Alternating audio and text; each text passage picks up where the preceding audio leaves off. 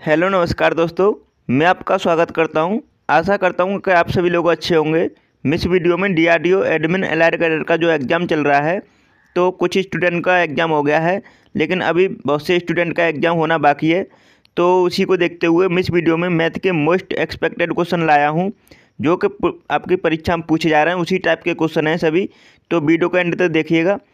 और चाहे आपने किसी भी पोस्ट के लिए फॉर्म क्यों ना अप्लाई किया हो, administrative assistant, fireman, security assistant, store assistant, stenographer, vehicle operator, सभी के लिए इम्पोर्टेंट हैं। तो वीडियो को एंड तक देखिएगा। अगर आपने अभी तक हमारे चैनल सब्सक्राइब नहीं किया है तो प्लीज़ कर लीजिए और प्लीज़ वीडियो को लाइक कर देना। पहला क्वेश्चन है, एक कार्यक्रम में 500 अतिथि हैं, जिनमें से 28% वयस्क पुरुष, 64% वयस्क महिलाएँ और शेष बच्चे हैं। कार्यक्रम में बच्चों की कुल संख्या ज्ञात कीजिए। तो आपको बच्चों की संख्या पूछी है। तो बहुत ही सिंपल सा क्वेश्चन है, चलिए सॉल्व करते हैं। तो यहाँ पर देख पा रहे हैं 500 अतिथि हैं। 500 अतिथि मतलब टोटल संख्या है अतिथियों की जो आए हुए हैं उसमें कार्यक्रम में, ठीक है। अब इसमें 28% वयस्क पुरुष हैं और 64% वयस्क महिलाएँ हैं। तो 28 और 64 कितना होता है? 92% ये महिला और पुरुष हैं, ठीक है टोटल। अब बचे कितने? 100 अतिथि थे, ठीक है। टोटल 100 अतिथि होते हैं, तो उसमें से 92 माइनस कर देंगे तो कितने बचे? 8%। 8% ये कौन बचे? ये बच्चे बचे। बोल रहा है शेष बच्चे, तो शेष बच्चे मतलब 8% बच्चे हैं। तो इसका मतलब आपको यहाँ पर 500 अतिथि दे रखे हैं, ये 100% के बराबर थे। तो आपको 8% की वैल्यू निकालनी थी। तो आपको ये इसमें सॉल्व करेंगे तो 5 8 40 मतलब 40%। कितने बचे? 40। इसका करेक्ट आंसर क्या होगा? 40 इसका करेक्ट आंसर हो जाएगा। सेकंड ऑप्शन इसका राइट आंसर है, ठीक है। तो बच्चों की कुल संख्या ज्ञात कीजिए। बच्चों की कुल संख्या कितनी है? 40। सेकंड ऑप्शन इसका राइट आंसर है। बहुत ही सिंपल सा क्वेश्चन था। दूसरे क्वेश्चन का आंसर बताएंगे। इसका आंसर बताएं सभी। निम्नलिखित में से कौन सा अनुपात सबसे बड़ा है? आपको बताना है इनमें से कौन सा अनुपात सबसे बड़ा है। चलिए सॉल्व करते हैं। तो इस टाइप का जब आपको फ्रैक्शन में वैल्यू दे रखी होती हैं, तो इसमें बड़ा और छोटा छांटना बड़ा मुश्किल हो जाता है। तो आज के बाद बिल्कुल भी कन्फ्यूज नहीं होंगे। आप देख पा रहे हैं 2/5 को हम डिवाइड करेंगे तो कितना आएगा? तो 5 को 20 मतलब 0.4 आ जाएगा। उसके बाद हम 1/2 को हम डिवाइड करेंगे। 1/2 को हम, जैसे कि ये वाला रेशियो 1/2 को हम डिवाइड करेंगे तो 0.5 आएगा। उसके बाद हम 8/15 को हम डिवाइड करेंगे 8 से, मतलब 8 को 15 से डिवाइड करेंगे, कितना आ जाएगा? 0.2 और लमसम कुछ और आएगा संख्या, ठीक है। तो 0.2 मान लीजिए। उसके बाद 3/5, ठीक है। इसे हम डिवाइड करेंगे तो कितना आएगा? 0.6। अब आपको दिख रहा है कौन सा सबसे बड़ा है? तो 3/5 मतलब 3:5 ये सबसे बड़ा है, क्योंकि 0.6 सबसे ज़्यादा बड़ी वैल्यू है इन सभी में। क्योंकि 0.5 उससे छोटी है, 0.4 इससे छोटी है, 0.25 भी हो सकती है। तो मतलब ये सबसे छोटी है। तो यहाँ पे देख पा रहे हैं आप। तो इसका आंसर क्या होगा? तीसरा ऑप्शन इसका राइट आंसर होगा, ठीक है। तो बहुत ही सिंपल सा क्वेश्चन था, आपको इस तरह करना था। अब नेक्स्ट क्वेश्चन का आंसर बताएंगे। तीसरा क्वेश्चन है, P1, P2 और P3 का औसत दे रखा है 50 है। यदि P1 का मान इस औसत का आधा है तो P2 और P3 का औसत ज्ञात कीजिए। अब देखो यहाँ पर बोल रहा है कि यहाँ पर P1, P2, P3 का औसत दे रखा है 50, ठीक है। तो औसत 50 दे रखा है, तो यहाँ पे इनका योग निकाल लेंगे तो 3 से मल्टीप्लाई कर देंगे, क्योंकि P1, P2, P3 ये 3 हैं। तो संख्या से मल्टीप्लाई करते हैं औसत में, तो क्या आता है? योग। तो इन तीनों का योग आ गया P1 + P2 + P3। इन तीनों का योग कितना आ गया? 150, ठीक है। 3 से मल्टीप्लाई कर लेंगे 50 में। अब बोल रहा है P1 का मान इस औसत का आधा है, मतलब P1 का मान इस औसत का आधा है, मतलब औसत कितना है? 50। 50 का आधा कितना होगा? 25। तो P1 का मान 25 है, ठीक है। तो आपको पूछा है, फिर आपको मतलब P2 और P3 का औसत पूछा है। तो हम 25 माइनस कर देंगे कितने में से? 150 में से माइनस कर देंगे 25, तो कितना आ जाएगा? 125। 125 आ गया। ये कितने का, मतलब कितने की वैल्यू आई है? P2 और P3 की वैल्यू बची है बस, ठीक है।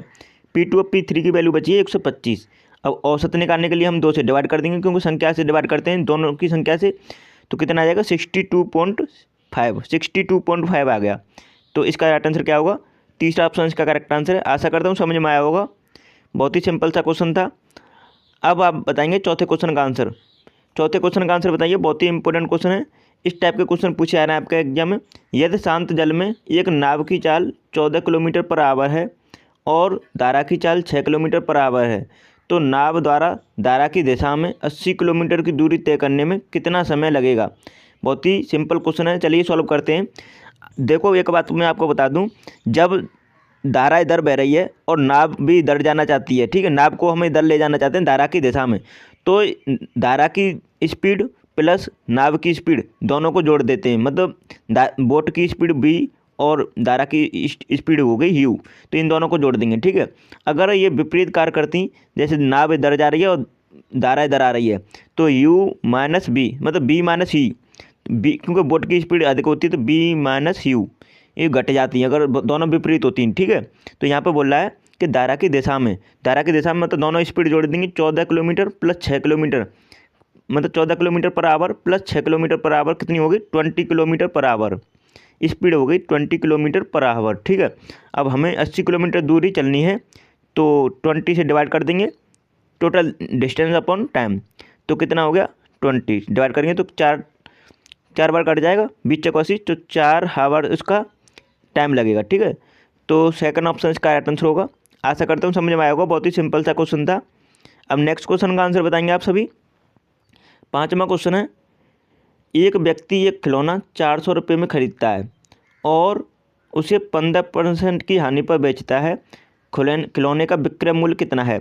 अब आप बोलेंगे इतना सिंपल सा क्वेश्चन कैसे आ सकता है सर, तो आपको इससे भी सिंपल मतलब वैल्यू दी जाएगी और उसका आपको मान पूछा जाएगा। तो आपके एग्जाम में ज़्यादा डिफिकल्ट क्वेश्चन नहीं पूछे जा रहे हैं, आपकी बस स्मार्टनेस देखी जा रही है कि आप कितनी जल्दी आप करते हैं क्वेश्चन को, क्योंकि 60 मिनट का टाइम दिया जा रहा है 75 क्वेश्चन को करने के लिए, तो आपको 1 मिनट भी टाइम नहीं दिया जा रहा है एक क्वेश्चन को करने के लिए, ये बात ध्यान रखिएगा। तो आपको वहाँ पर सिंपल क्वेश्चन को देखकर ज़्यादा हड़बड़ी में गलत नहीं करना है, बस ये ध्यान रखना, तो आपका स्कोर ऑटोमेटिकली अच्छा जाएगा, ठीक है। तो देखो यहाँ पे बोल रहा है 15% की हानि हो रही है और 400 रुपये में खरीदता है, तो विक्रय मूल्य पूछा है, तो विक्रय मूल्य निकालने के लिए क्या करते हैं 400, तो 15% की हानि का मतलब समझ रहे हो, 100 पे 15% की हानि मतलब 85 में बिक रहा है, लेकिन यहाँ पे कितना है 400, तो 85/100, क्योंकि हमने CP माना था 100 और ये 400 दे रखी है इसकी वैल्यू, तो इसकी हम 85 की निकाल लेंगे, तो 0 से 0 कैंसिल कर देंगे, 85 का मल्टीप्लाई 400 में करेंगे तो कितना, सॉरी 4 में करेंगे तो कितना आ जाएगा, तो 8 चौक 32 और 5 चौक 20, तो कितना होगा 340 इसका राइट आंसर हो जाएगा। पहला ऑप्शन इसका करेक्ट आंसर है। आशा करता हूँ समझ में आया होगा, अगर नहीं आया तो फिर से बता देता हूँ।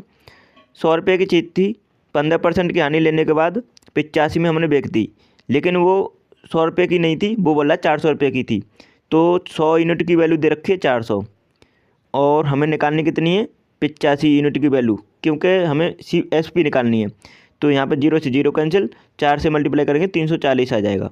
आशा करता हूँ आप समझ में आ गया होगा आपको। अब नेक्स्ट क्वेश्चन का आंसर बताएंगे। 6वां क्वेश्चन है, 15 संतरों का विक्रय मूल्य 19 संतरों के क्रय मूल्य के बराबर है, लगभग लाभ प्रतिशत याद कीजिए। इस टाइप के क्वेश्चन बहुत ही इंपॉर्टेंट होते हैं और आज के बाद इस टाइप के क्वेश्चन को आज अब गलत नहीं करेंगे आगे आप। तो यहाँ पे देखो 15 संतरों का मूल्य दे रखा है, मतलब विक्रय मूल्य SP इक्वल टू दे रखा है 19 संतरों के CP के बराबर, CP मतलब कॉस्ट प्राइस के बराबर। अब यहाँ पे CP और SP का रेशियो निकालेंगे आप, तो CP और SP का रेशियो निकालेंगे आप तो कितना आ जाएगा, तो ये आ जाएगा CP आ जाएगा 15 और SP आ जाएगा 19, ठीक है। अब आप देख पा रहे हैं, मतलब सेलिंग प्राइस अधिक है CP कॉस्ट प्राइस से, जब सेलिंग प्राइस अधिक होती है कॉस्ट प्राइस से तो हमें प्रॉफिट होता है, और प्रॉफिट कितने का हो रहा है, तो 15 से 19 मतलब 4 का प्रॉफिट हो रहा है, और वो कितने पे 15 पे, तो 4 का प्रॉफिट 15 पे, तो 100% मतलब परसेंटेज में निकालने के लिए प्रॉफिट को 100 से मल्टीप्लाई कर लेते हैं। तो यहाँ पे आप सॉल्व करेंगे इसे तो कितना आ जाएगा 26, आप इसे सॉल्व करेंगे 26.67% आ गया, इसे आप सॉल्व करेंगे तो इसका करेक्ट आंसर कौन सा होगा, सेकंड ऑप्शन इसका राइट आंसर होगा। आशा करता हूँ समझ में आया होगा, बहुत ही सिंपल सा क्वेश्चन था। अब नेक्स्ट क्वेश्चन का आंसर बताएंगे। 7वां क्वेश्चन है, इसका जल्दी से कमेंट में आंसर बताओ, आप कमेंट में आंसर दिया करो सभी। एक वस्तु को बेचते समय 20% और 30% की 2 क्रमागत छूट दी जाती हैं, वस्तु के अंकित मूल्य और विक्रय मूल्य का अनुपात ज्ञात कीजिए। तो अंकित मूल्य और विक्रय मूल्य का अनुपात पूछा आपसे, तो इस टाइप के क्वेश्चन को करने के लिए क्या करेंगे आप, इनका टोटल समतुल्य मतलब इक्विवेलेंट हम बट्टा निकाल लेंगे, ठीक है। कितना मतलब इक्विवेलेंट बट्टा निकालेंगे तो क्या करेंगे, 20 + 30 इन माइनस के 20 × 30/100। अब इसे आप सॉल्व करेंगे, 0 से 0 कैंसिल, तो कितना आ जाएगा, तो ये आ जाएगा 44% आ गया। मतलब टोटल छूट कितनी आ गई, 44, ठीक है। अब बोल रहा है कि वो अंकित मूल्य और विक्रय मूल्य का रेशियो बताना है आपको। तो हम इसका फ्रैक्शन वैल्यू निकालेंगे 44 का, ठीक है। तो 44 का फ्रैक्शन वैल्यू क्या होता है, अपॉन 100 कर देंगे। तो यहाँ पे 4 से काटेंगे तो 11 बार, 4 से काटेंगे तो 25 बार। तो मान लेते हैं कि हमारा यहाँ पे ये MP था 25, तो हम उस पर 11 की छूट दे रहे हैं, तो कितने का बिकेगा, तो 11 की छूट देने पर वो बिकेगा 14 का। तो मतलब अब आपको पता चल गया कि MP और SP का रेशियो कितना आएगा, 25:14। तो मतलब मान लीजिए MP 25 था और SP कितना होगा, 14, क्योंकि 11 की छूट दे रहे हैं हम 25 पे, तो 14 का बिकेगा। तो MP और SP का रेशियो आ गया आपका 25:14। आशा करता हूँ आपको समझ में आया होगा, बहुत ही सिंपल तरीके से बताया मैंने। तो इसका राइट आंसर क्या होगा, 4th ऑप्शन इसका करेक्ट आंसर है, ठीक है। अगर आपको नहीं समझ में आया तो एक बार वीडियो को फिर से देख लीजिएगा, आ जाएगा समझ में। 8वें क्वेश्चन का आंसर बताएंगे। अब देखो, आप बोलेंगे सर इस टाइप के भी क्वेश्चन आ रहे हैं, लेकिन इससे भी इजी क्वेश्चन था, मुझे बताया स्टूडेंट ने, इससे भी इजी क्वेश्चन था। मतलब ये तो मैं आपको उसी टाइप से बना के लाया हूँ क्वेश्चन, मतलब बना के नहीं, सॉरी, किसी न किसी एग्जाम में पूछा गया है उस टाइप से क्वेश्चन लाया हूँ। लेकिन इससे भी इजी सिंपल सा क्वेश्चन पूछा जा रहा है, आप देखते ही सॉल्व कर देंगे उसे। लेकिन इसे भी आप देखते ही सॉल्व करने वाले हैं, कैसे, चलिए देखते हैं। इसमें बोर्ड मार्क्स का रूल लगाना चाहिए आपको, क्योंकि बोर्ड मार्क्स के रूल से ही सॉल्व होते हैं इस टाइप के क्वेश्चन। तो यहाँ पे देख पा रहे हैं, पहले कोष्टक सॉल्व करते हैं। तो 6 और 1 कितना होता है, 7। अब कोष्टक से 12 आएगा 7, तो मल्टीप्लाई हो जाएगा 6 में। 6 में मल्टीप्लाई करेंगे 7 का, तो 7 6 42। आप डायरेक्ट सॉल्व कीजिए, 42। अब 50 में से हम 42 माइनस करेंगे तो 8 आ जाएगा। अब 8 आ जाएगा, जैसे ही कोष्टक से बाहर निकलेगा तो 8 से डिवाइड हो जाएगा। 8 से डिवाइड करेंगे तो कितना हो जाएगा, 1। अब 1 बचेगा, प्लस इधर बच रहा है 18। अब 18 और 1 कितना होता है, 19। इसका करेक्ट आंसर क्या होगा, 19।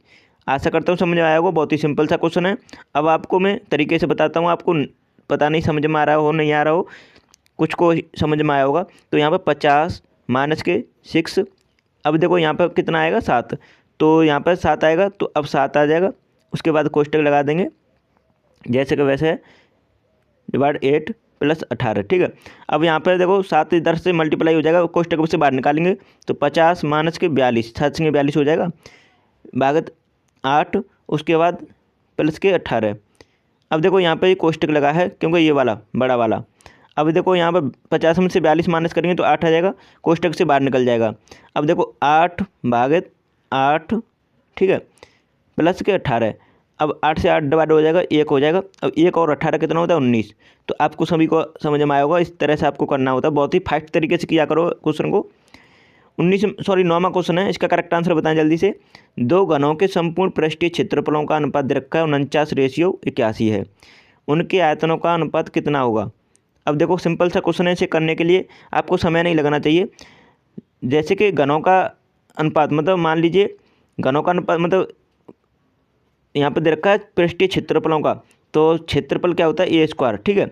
मान लीजिए किसी की भुजा A है तो इसका क्षेत्रफल होता है A², समझ रहे हैं, क्योंकि भुजा इंटू भुजा, तो A² होगा। अब Q की बात की जाए तो Q कितना होगा, AQ, ठीक है, क्योंकि उस पर 3 की घात हो जाती है। अब यहाँ पे आयतन मतलब AQ होगा, ठीक है। तो अब देख पा रहे हैं आप A² और B² का रेशियो दे रखा है आपको, 2 घनों का, मतलब 2 संपूर्ण, मतलब एक घन की भुजा A है तो दूसरे घन की भुजा B है, और A² और B² का रेशियो दे रखा है 49:81। अब आप A और B का रेशियो निकालेंगे तो कितना आ जाएगा, 7/8, सॉरी 7/9, 7/9 आ जाएगा। A रेशियो B का रेशियो कितना आ जाएगा, 7/9, ठीक है, 7/9, ठीक है। अब यहाँ पर दे रखा है आयतनों का अनुपात, तो Q पता है, मैंने आपको बताया था, AQ और BQ कर देंगे निकालने के लिए अनुपात, मतलब आयतनों का अनुपात निकालने के लिए। तो 7 का क्यूब करेंगे तो कितना होगा, 343, और 9 का क्यूब करेंगे तो कितना होगा, 729, ठीक है। तो इसका करेक्ट आंसर क्या होगा? सेकंड ऑप्शन इसका राइट आंसर होगा। आशा करता हूँ समझ में आएगा, बहुत ही सिंपल तरीके से बताया है मैंने, इस तरह आपको करना था। तो आपने वीडियो पूरी देखी होगी। अगर आपने अभी तक हमारा चैनल सब्सक्राइब नहीं किया तो प्लीज़ कर लीजिए और प्लीज़ वीडियो को लाइक कर दीजिएगा।